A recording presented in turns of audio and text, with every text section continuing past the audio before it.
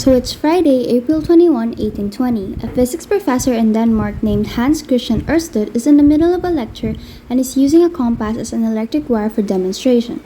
He turns on the current that runs through the wire and he notices that the needle in the compass starts to move. And when he turns the current off, the needle moves back to where it was. Then he runs the current through the wire in the opposite direction and sees that the needle moved the other way.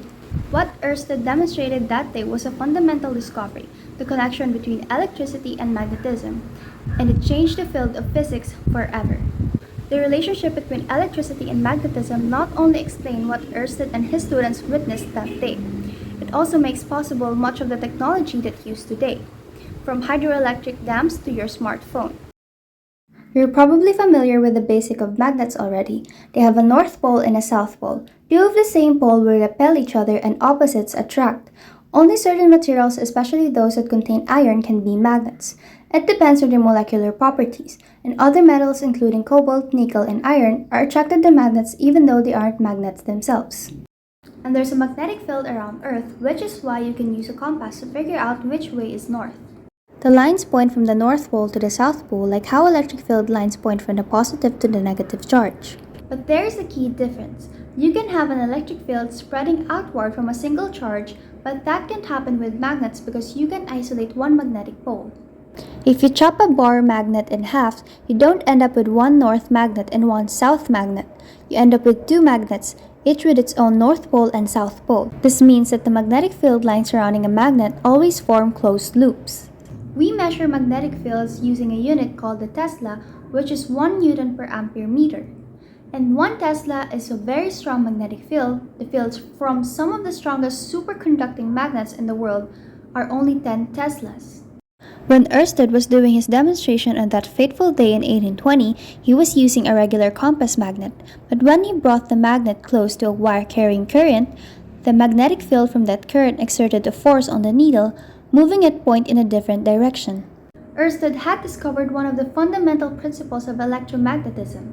The direction of the force from a magnetic field on a current running through a wire will be perpendicular to both the magnetic field and the current, which brings us to the second right-hand rule.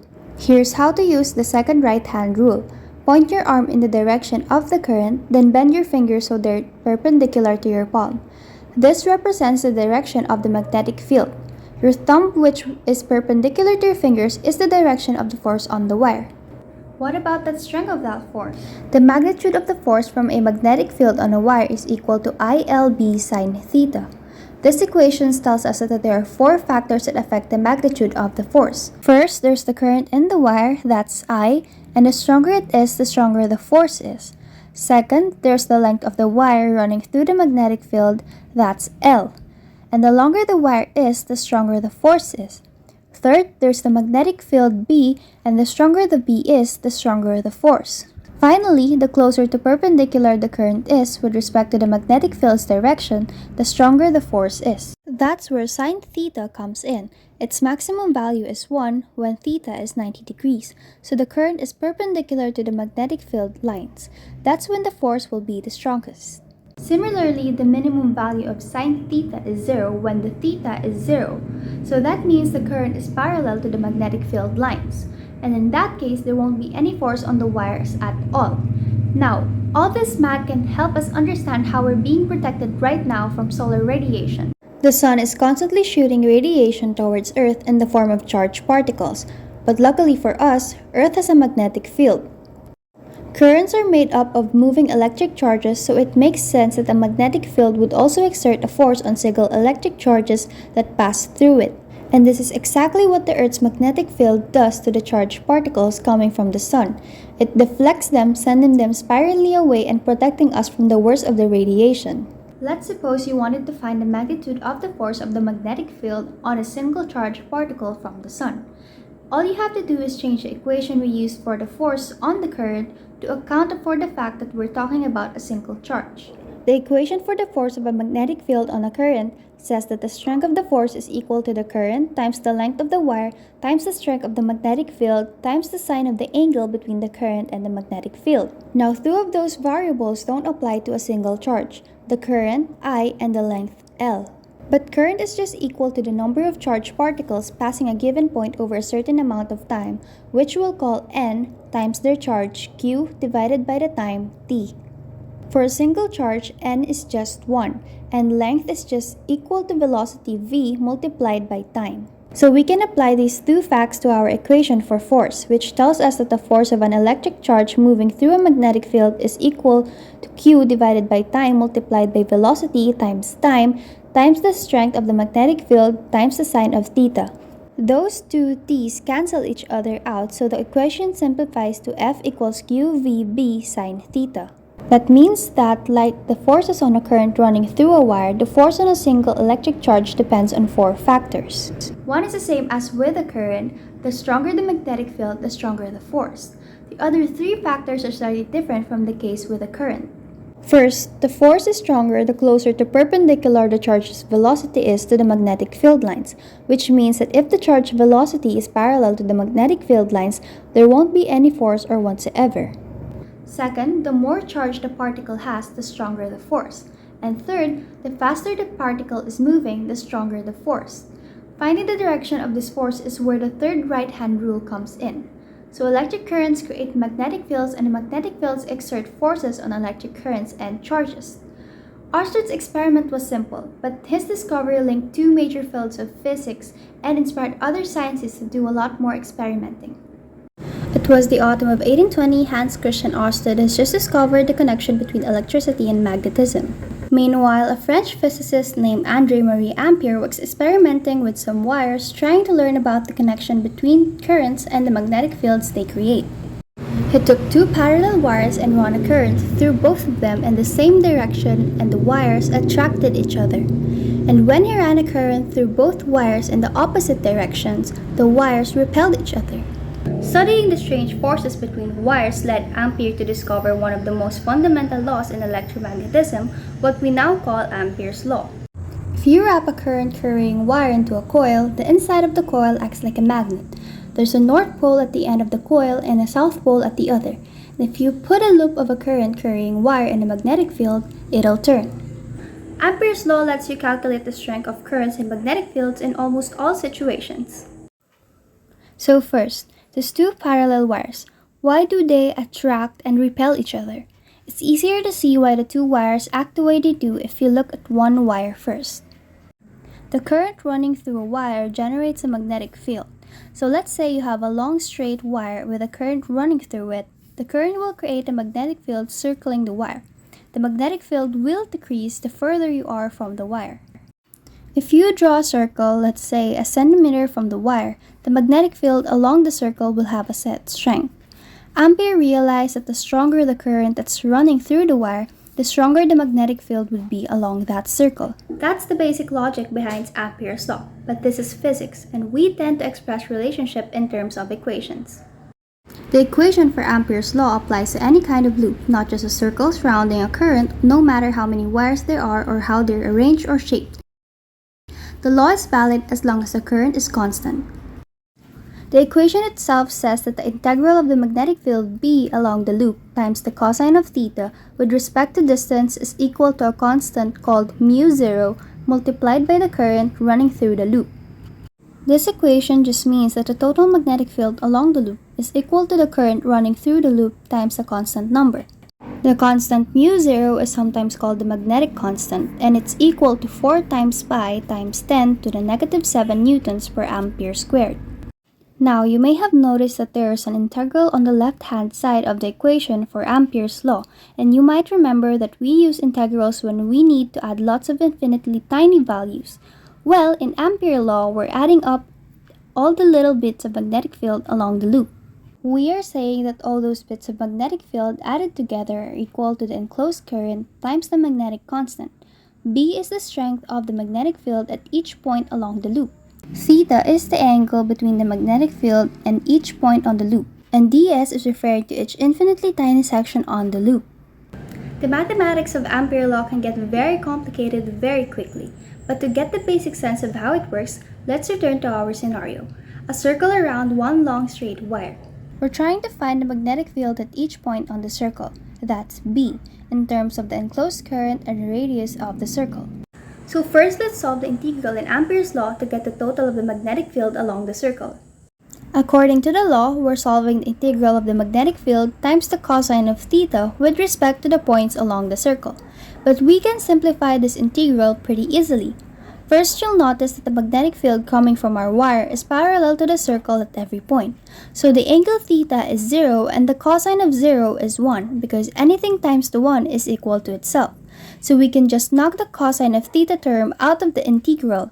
Now we're left with the integral of the magnetic field B with respect to the points along the circle. But the magnetic field will be the same at every point. In other words, B is constant so we can move it in front of other integral sign. Now all we need to do is figure out the integral of all the points along the circle, which is equal to the circumference of the circle. So 2 times pi times the radius. Putting that all together, we find that when we apply Ampere's law to a long straight wire, the total magnetic field along a circle surrounding a wire is equal to B times 2 times pi times the radius. And that total magnetic field is equal to the magnetic constant times the enclosed current. So for a long straight wire, B is equal to the magnetic constant times the enclosed current divided by 2 pi r. The equation for the magnetic field along a circle surrounding one wire turned out to be really important for Ampere when he was trying to figure out what was going on between two wires. When both wires had current running through them in the same direction, they attracted each other. And when the current was going in opposite directions, they repelled each other. It's easy to see why if you apply the first right-hand rule. That's the one that says if you point your right thumb in the direction of a current and curl your fingers, the magnetic field points in the same direction as your fingers. The magnetic field from the wire on the left will be pointing to the right, and the magnetic field from the wire on the right will be pointing to the left, so the wires will attract each other. For the case where the current is flowing in opposite directions, the reverse is true, so they will repel each other. Now, Ampere also wanted to find the force from the magnetic field on the wires. Like we talked about last time, the force depends on the angle between the current and the magnetic field, the strength of the current, the length of the wire, and the strength of the magnetic field. Calculating that magnetic field, B was the tricky part, but the equation he came up with, the one we call now Ampere's law, allowed him and future physicists to figure out what B was in a lot of situations, including the case of two parallel wires.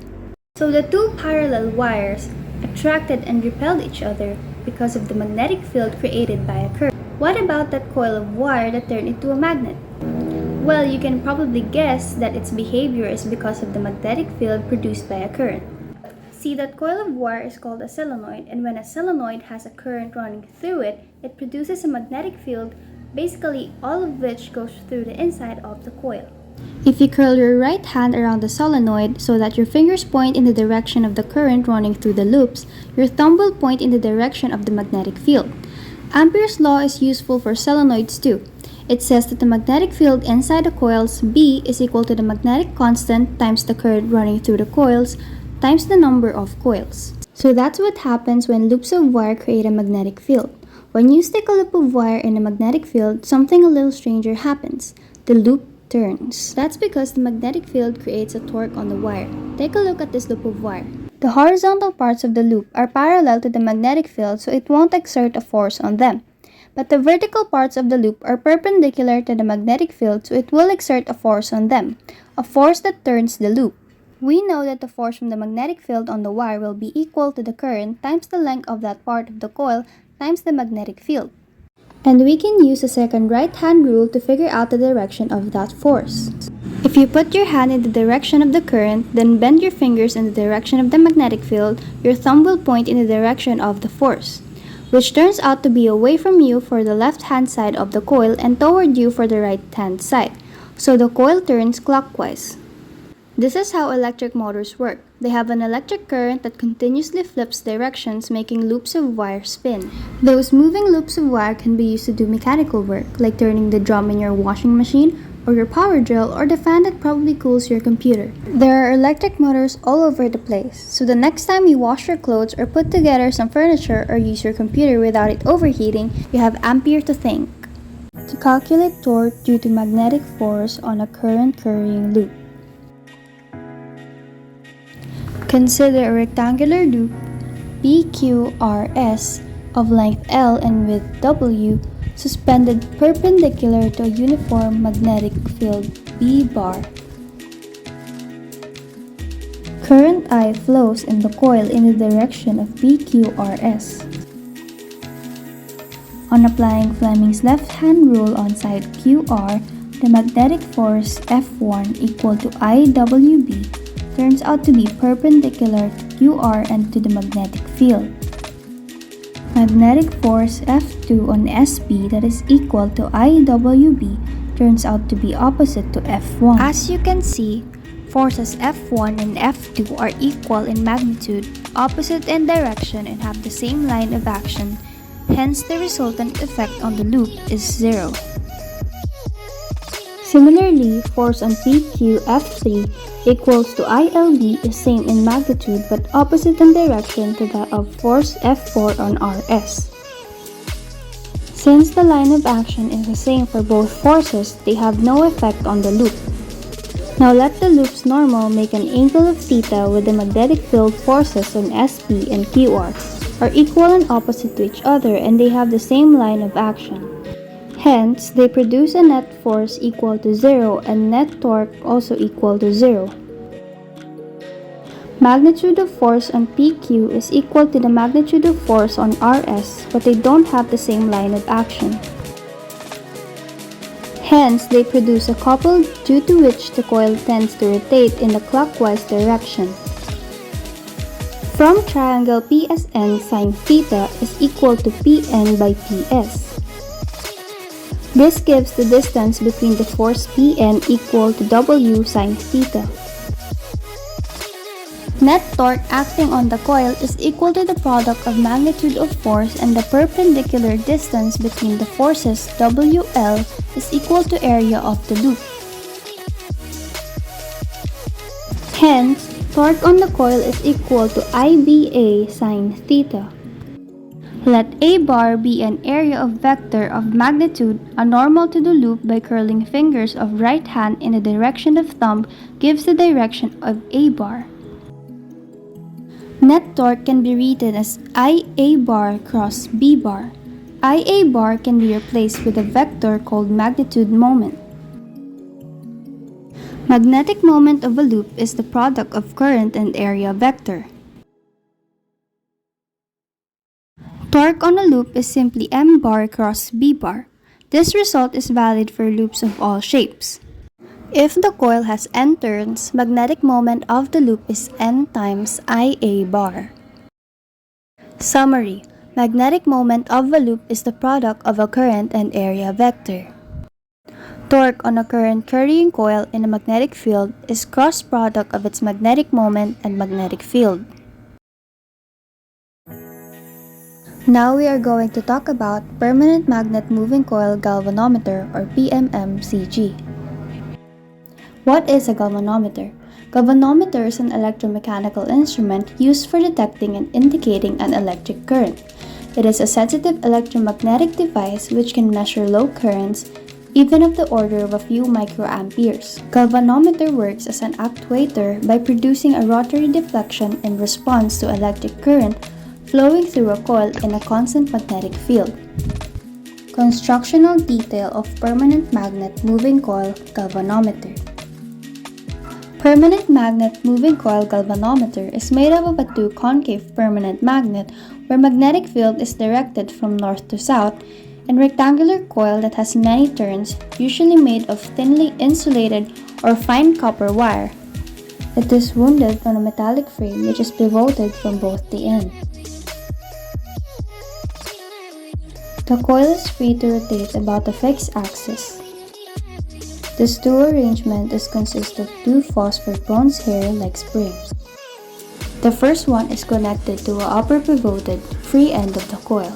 Second spring is connected to the bottom pivoted free end of the coil, and both of the springs are fixed from the other end by the help of a binding screw.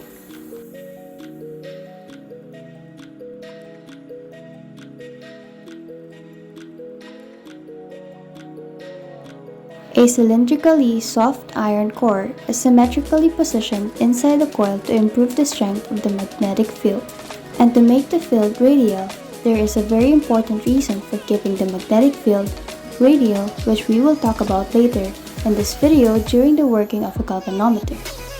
Also, the pointed is mounted on a pivoted coil for measuring the angular deflection in the coil, and two ends of the coil is connected to the two terminal of galvanometer. Principle of permanent magnet moving coil galvanometer. Principle of permanent magnet moving coil galvanometer. Permanent magnet moving coil galvanometer works on the principle that current carrying coil placed in a magnetic field experiences a torque when the current is allowed to pass through the coil.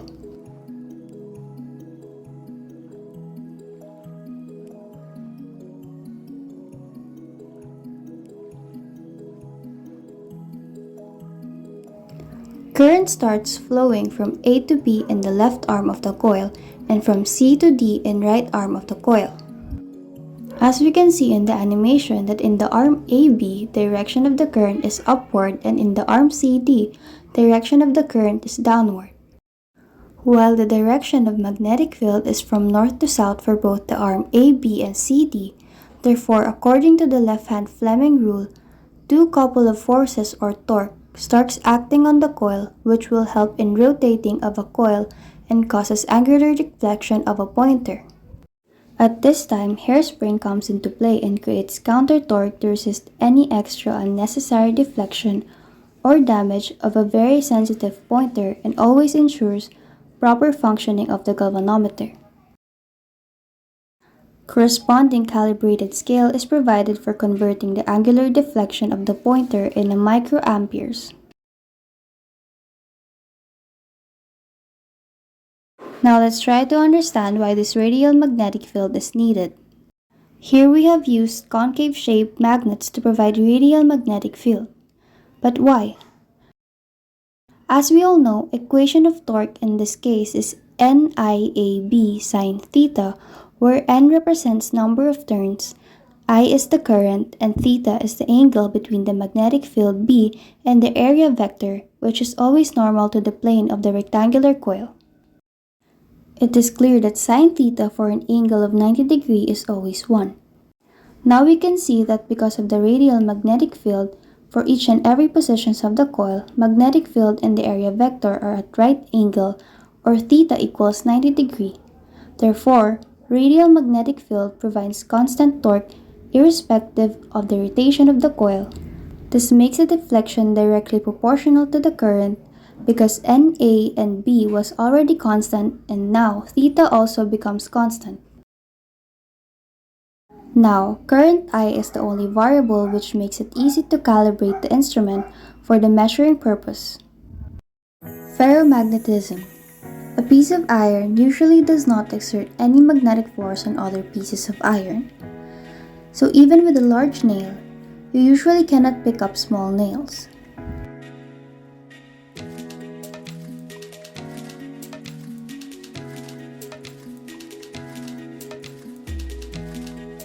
However, this is possible with a permanent magnet.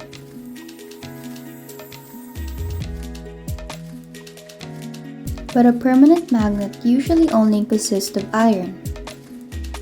This phenomenon can be explained with the help of a model representation.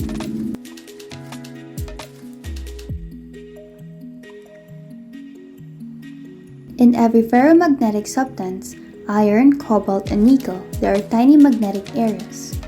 These areas can be thought of as small magnets.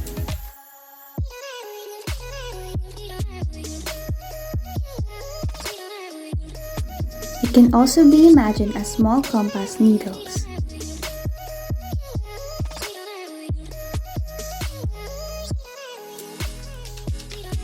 The dipoles are unsorted in the iron nail.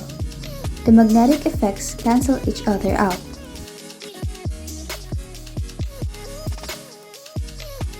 In permanent magnets, the dipoles are ordered and point in one direction.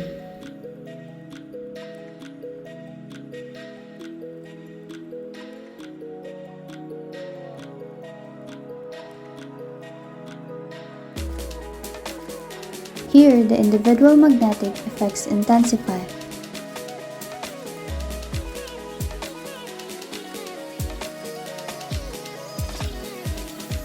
If you approach a ferromagnetic body with a permanent magnet, this affects the dipoles.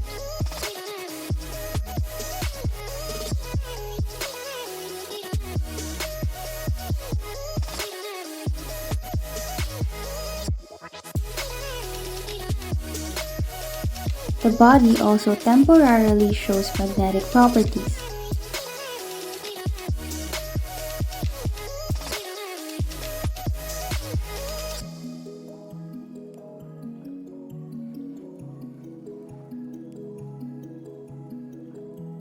An iron nail can be given permanent magnetic properties by running a magnet over it.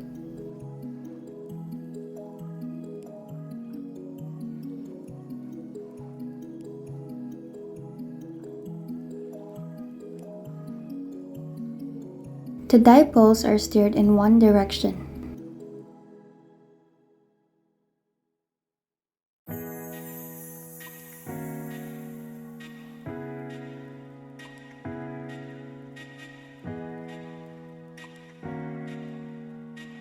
Heat or shocks can again cause the dipoles to be unsorted and the magnetic effect to decrease.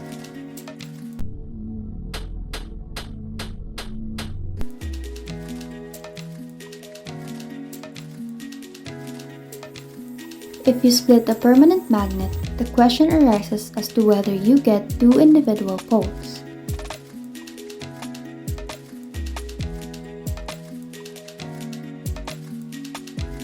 However, with the model of elementary magnets, one can easily explain that this is not the case.